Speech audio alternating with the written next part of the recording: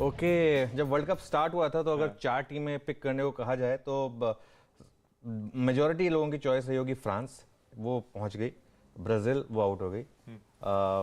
कुछ लोगों ने कहा होगा कि स्पेन या जर्मनी में से एक पहुंचेगी, शायद वो नहीं पहुंच पाई और अर्जेंटीना पहुंच गई। तो मेरे ख्याल से 2 तो ठीक है, आप एक्सपेक्ट कर रहे हैं कि आएंगे, लेकिन 2 बहुत बड़े सरप्राइज पैकेज। क्रोएशिया, हालांकि क्रोएशिया लास्ट वर्ल्ड कप का भी फाइनलिस्ट था, वो अंडररेटेड टीम है काफ़ी, लेकिन क्रोएशिया और मोरक्को। अब मैं ये सोच रहा हूँ कि अब तक कि वर्ल्ड कप हुआ तो बहुत ज़बरदस्त है और एकदम इतने सारे अपसेट्स हुए हैं, बस अब और अपसेट नहीं होना चाहिए। एक फ्रांस वर्सेस अर्जेंटीना फाइनल होना चाहिए, क्योंकि अगर मोरक्को क्रोएशिया का फाइनल हुआ तो वो मतलब मज़ा नहीं आएगा उसमें, मतलब जो ऑल सेड एंड डन एक मतलब एक फाइनल तो मैं होप कर रहा हूँ अब कि फ्रांस अर्जेंटीना के बीच में। अच्छा, इस बार मैंने भी देखा हाईलाइट। अभी हाथ में उठ के पाया था मैं, लेकिन वो मेरे को लगता है ब्राजील अनलकी था। ब्राजील बहुत पूरे अनलकी था, टाइम डोमिनेट ब्राजील बहुत अनलकी था। ब्राजील ने पूरा गेम डोमिनेट किया, क्रोएशिया को एक चांस मिला, उन्होंने गोल कर दिया और उसके बाद पेनल्टी शूट आउट तो एक लॉटरी है। और ऐसे ही अर्जेंटीना का गोलकीपर भाई गजब था, उसने बचा लिया। हाँ, और मोरक्को का गोलकीपर भी जबरदस्त है वैसे। मोरक्को एक इकलौती टीम है जिसने अभी तक एक सिर्फ ओन गोल हुआ था उनके अगेंस्ट, उसके अलावा एक भी गोल नहीं खाया उस गोलकीपर ने, पूरा का पूरा क्लीन शीट रखी है। तो गोलकीपर का तो बहुत अहमियत है इस वर्ल्ड कप।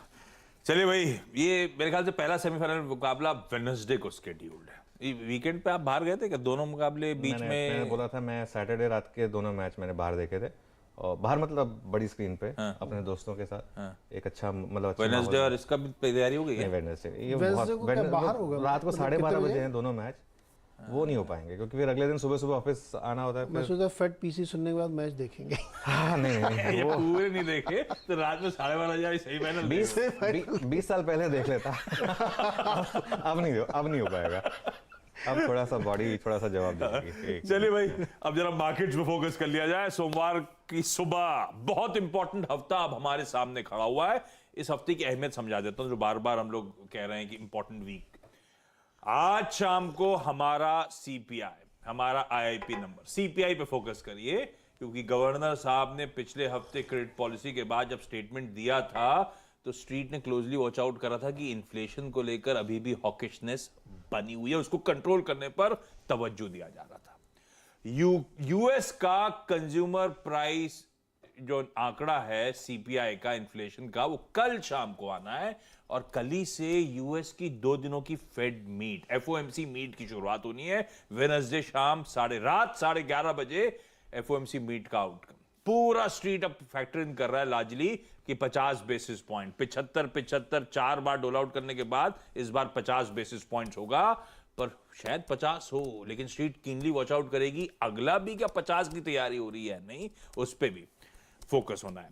यही नहीं, थर्सडे को यूरोपियन सेंट्रल बैंक, यूके का central bank, bank of England, इन सब के भी इंटरेस्ट रेट डिसीजन हमारे सामने आने। इस तरह का तगड़ा बिजी इकोनॉमिक कैलेंडर हमारे सामने खड़ा हुआ है और जोड़ दीजिए इस पे तमाम वो प्राइमरी मार्केट्स का एक्शन पैक्ड वीक सामने है। और क्यों सबसे पहले अपफ्रंट एसजीएक्स निफ्टी कह रहा है हम 70 पॉइंट के दबाव के साथ इस समय शुरुआत करेंगे। इस तरह के इंडिकेशंस वहां से आते हुए दिखाइए भाई निफ्टी, हाँ, 1/3% से थोड़ा सा ज्यादा दबाव, थोड़ा सा प्रेशर बड़ा है सुबह से लेकर इस बीच। 1/4% वाला 1/3% से ज्यादा की कमजोरी, और कमजोरी इसीलिए क्योंकि थोड़ा सा करेक्टिव मूड में ग्लोबली इक्विटीज नजर आएंगे। यूएस में फिर फ्राइडे को हल्के दबाव के साथ आधे से 1.25% तीनों बेंचमार्क्स दबाव में कामकाज कर रहे थे। वो इंटरडे चार्ट्स भी आपकी स्क्रीन पर आएगा। जो डाउ थोड़ा बहुत रेजिलिएंट नजर आ रहा था क्योंकि new age stocks, Nasdaq, IT stock ज्यादा पिट रहे थे फ्राइडे को, लेकिन डाउ की जाते जाते अच्छी खासी पिटाई भी हो गई। दिन के लोस पे जाके डाउ बंद हुआ। आज सुबह के फ्यूचर्स भी शेड ऑफ रेड के साथ ही ट्रेड करते हुए नजर आएंगे। तो थोड़ा सा करेक्शन आ रहा है उस अहम फेड मीट से पहले।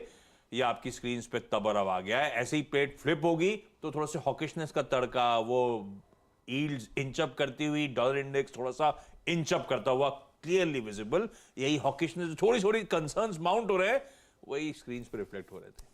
क्या हो गया भाई, अब क्यों डरने लगने लगा? 75 से 50 तो ऑलमोस्ट तय लग रहा है। अब गवर्नर साहब ने खुद ही, प्रेसिडेंट साहब ने खुद ही आके कह दिया था जब लास्ट स्पीच थी, है ना, 75-50 तो गिवन है। फिर ये नर्वसनेस क्यों? ये पीपीआई के आंकड़े मूड बिगाड़ रहे हैं या फिर बहाना बन गया बस प्रॉफिट टेकिंग का? नहीं, आपने जब पिछली बार फेड चेयरमैन साहब ने बोला था तो उनकी